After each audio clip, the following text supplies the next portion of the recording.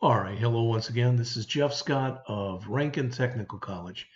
And as part of the Rankin Technical College AWD 1000 Web Development Technologies course, I've been creating a series of video presentations that are based on the Mozilla Developer Network Learn Web Development series.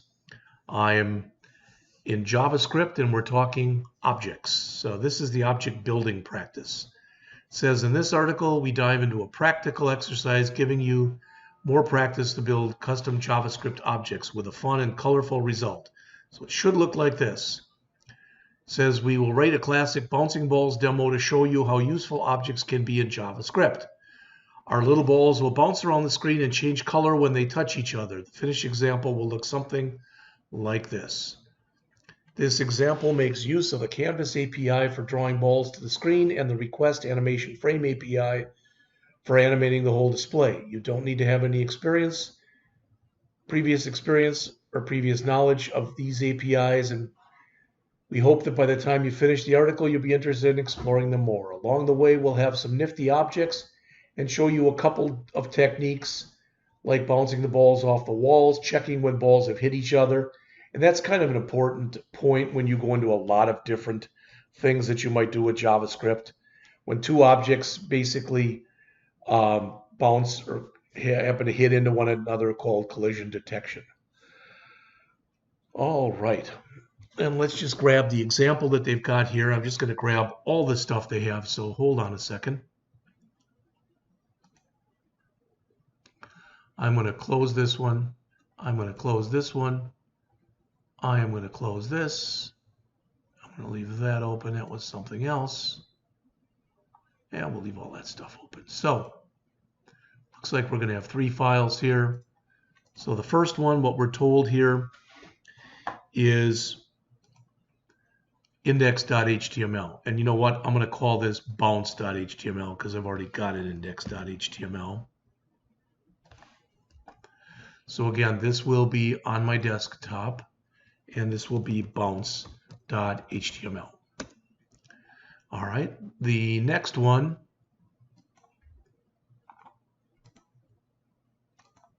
style.css. Since I've already got a style.css, you may have already guessed it, this will become bounce.css.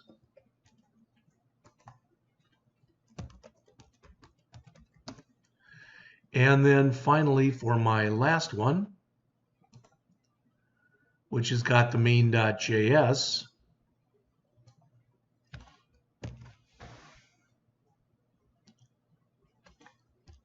you guessed it, it'll be now bounce.js.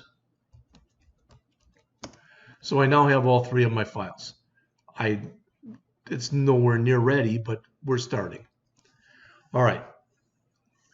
So the HTML document is a simple HTML document with an H1 element, a canvas element for drawing the balls on, and elements to apply the CSS and JavaScript to.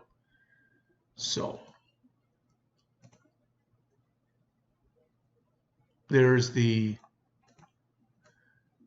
call to the CSS, there's the call to the JavaScript, there's the H1, and the canvas is where I believe at least we're going to draw things.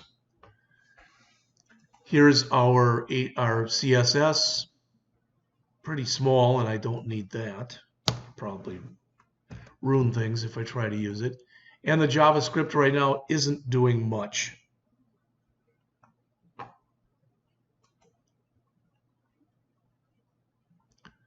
All right, it says the first part of the JavaScript looks like what you see right there. The script gets a reference to the canvas element. That's the first line. Then it calls the getContext method to give it a context so it knows where it is we're going to draw. The resulting context, typically called CTX, is the object that directly represents the drawing area of the canvas and allows us to draw our shapes on it. Next, we set the contents called width and height, and the width and height of the canvas element. We set them equal to the width and height of the browser viewport, which we get with window.innerWidth and window.innerHeight. All right. Now that we are chaining multiple assignments together, note that this is okay. All right. The last bit of the script looks like this. And what's it doing? It's a min and a max, so it's taking two numbers as arguments, and it's creating a random number between the minimum and the maximum. All right. So modeling the ball. Our program will feature lots of balls bouncing around the screen. Since these balls will all behave in the same way, it makes sense to declare them once as an object and then create a bunch of create a ball class and then create a bunch of ball objects based on that. So let's add this. There it is. I'm going to save. And then let's jump back and get the description here. All right, we've got X and Y coordinates. Remember, our X is our horizontal coordinate. Our Y is our vertical coordinate of where the ball should start on the screen. All right, it can be ranged anywhere from 0, which is the upper left-hand corner, to the bottom right-hand corner. All right, horizontal and vertical axes. Each ball is given they're not axes, they're velocities. Each ball is given a horizontal and a vertical velocity. In real terms, these values are regularly added to the XY coordinate values when we animate the balls to move them by whatever we want to move them by each frame. Each ball gets a color, and that's the color. Each ball gets a size, and that's the size. It says this handles the properties, but what about the methods? We want our balls to be able to actually do something in the program.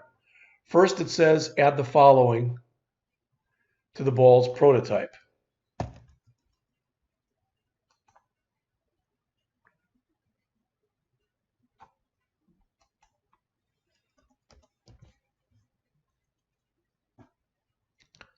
Don't know if we want that separately or if we want that. I think we're going to want that like this. Like that. But we'll see. Using this function, we can tell the ball to draw itself on the screen by calling a series of members of 2D canvas contact members that were defined earlier. All right.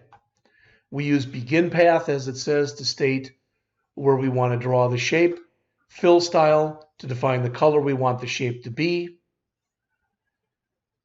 arc to trace the arc shape of its bounce, so to speak, and the fill method, which, as it says, basically states finish drawing the path we started with begin path. You can start testing your object already. Save the code so far, load it up into the browser, open the console and refresh the page so that the canvas changes to a smaller visible viewport that remains when the console opens. Then type in the following.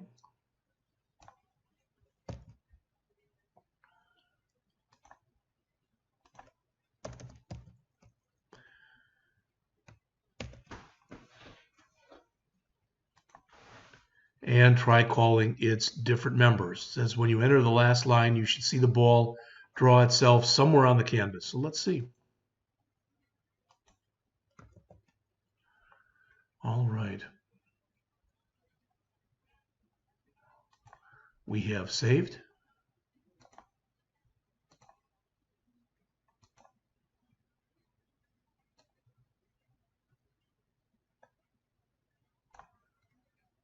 This is still bringing up our function start, which is what the problem is here. We want it to bring up our bounce.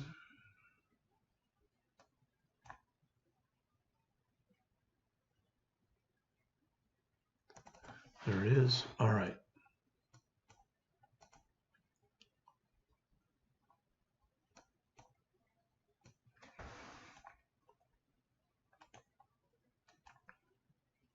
We're going to inspect, go into our console.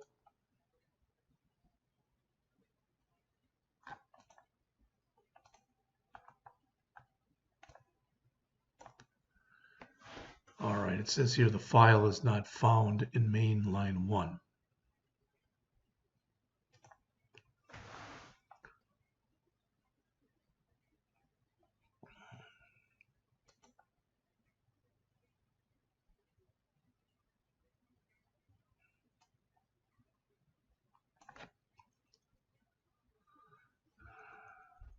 Oh, I called mine bounce.js, so I'll have to change that.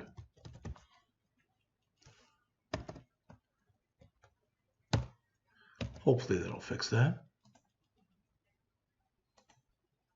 All right. So they want us to start adding some of this stuff. Testball.x.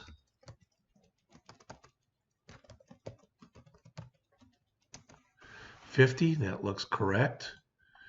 Testball.size. 10. Color. Remember, this is, I think, going to end up becoming a random color.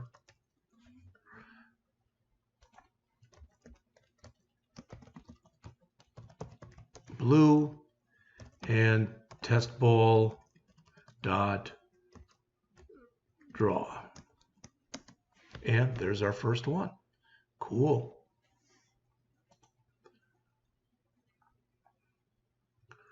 All right, I think I'm going to stop right here. No, I'll go a little bit further. It says we can draw the ball in position, but to actually move it, we need an update function of some kind. Add the following code at the bottom of your JavaScript file to add an update method to the ball's prototype.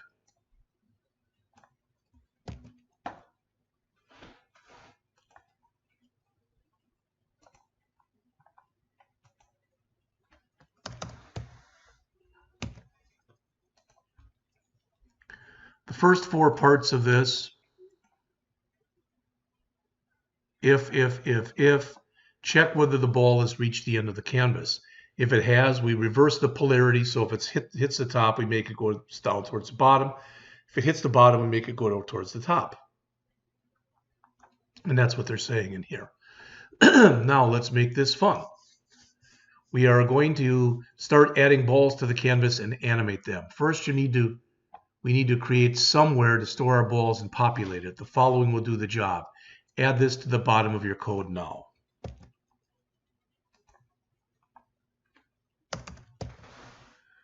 All right. Now this tells us, well, balls are less than 25, so we're just going to keep adding balls. It looks like in random areas. So as mentioned, the while loop creates a new instance of our ball using random values. Then pushes it to the end of the ball's array, but only while the ball's numbers is less than 25. When we get 25, no more balls appear. It says you can try to vary the number by adding more or fewer balls. Then add the following here to the bottom.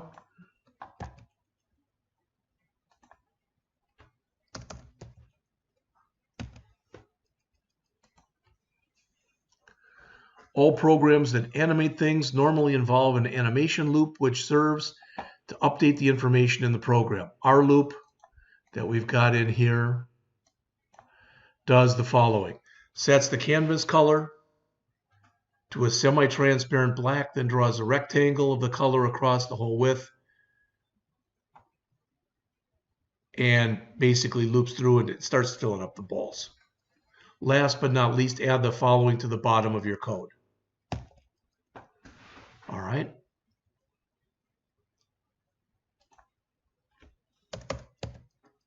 So let's take a look and see what it looks like now. Wow. And there it goes. And it'll keep doing this and keep adding additional balls until it gets up to 25.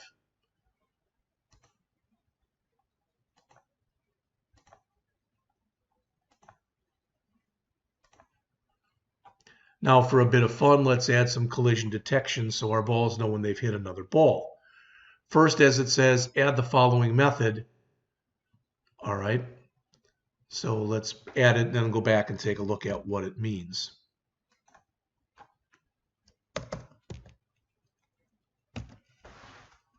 Again, it's collision detection. For each ball, we need to check every other ball to see if it's collided with a current ball. To do this, we start another for loop to loop through all the balls in the ball's array. Immediately inside the for loop, we use an if to check if the current ball being looped through is the same ball as the one we're currently checking, because the ball technically can't collide with itself. All right. We then use a common algorithm to check the collision of two circles. We're basically checking, as it says there, whether any of the circles overlap. If you want more, you can go to this right up on 2D collision detection. If a collision is detected, the code inside of the inner if is run. In this case, we only set the color property of both circles to a new random color.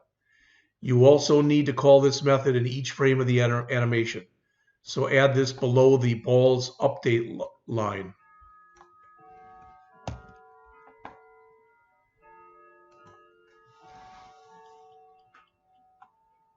There's the update line. So right there.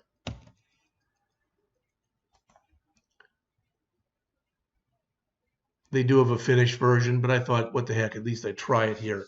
Now, one thing, I'm not doing these things justice, all right, by going through something like this. I mean, giving it 10 or 15 minutes, but at least it's giving you a start. It's hopefully at least showing you the kind of thing that you'd be able to do. All right, so there's a lot more on this if you want to find out. Notice Canvas tutorial, 2D, 3D collision tutorial. There's a breakout game, kind of cool, using JavaScript. One using Phaser, which is a JavaScript gaming library, I believe. And I'm not going to do the adding features to the bouncing balls demo. So that's it for talking about objects. What that means is I am now going to be jumping into the asynchronous JavaScript next. All right, we've started transitioning over, and we really did. To me, once we got into the object stuff, we were transitioning into intermediate JavaScript. Now we're going to go into asynchronous, which is getting into even more of the advanced JavaScript stuff. We'll go over that in just a couple minutes. Let's double check and make sure we didn't break anything in our program. So I'm going to refresh. It says collision detect is not a function on line 80. That's why we check. So it doesn't like this collision detect. Well, there it is. I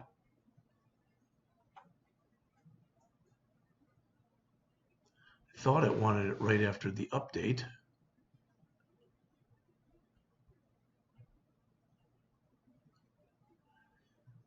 Let's take a look at their final version. How's that?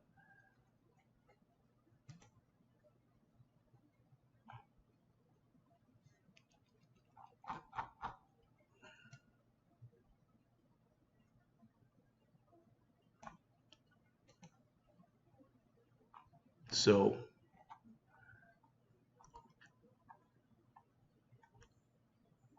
push. There it is. I may have put this in the wrong place. It looks like I did. Should go in the loop function. So that's the problem. It is in the loop function. It could be the way I've got this stuff organized. I'm not sure exactly what it is, but let's just do this. Let's grab the entire working version.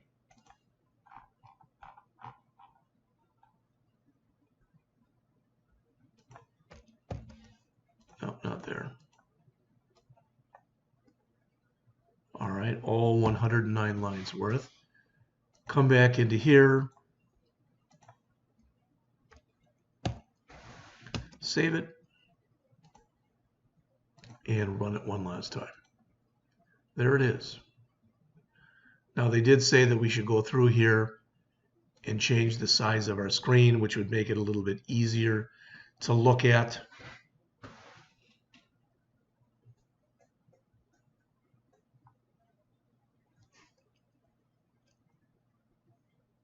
You can see too when they're colliding how they're changing colors. All right, that's pretty much it for this one. So again, I'll be back in just a couple moments, and when I am, we will be heading into the next section, which is on asynchronous JavaScript. Okay, and I'll be back with that shortly.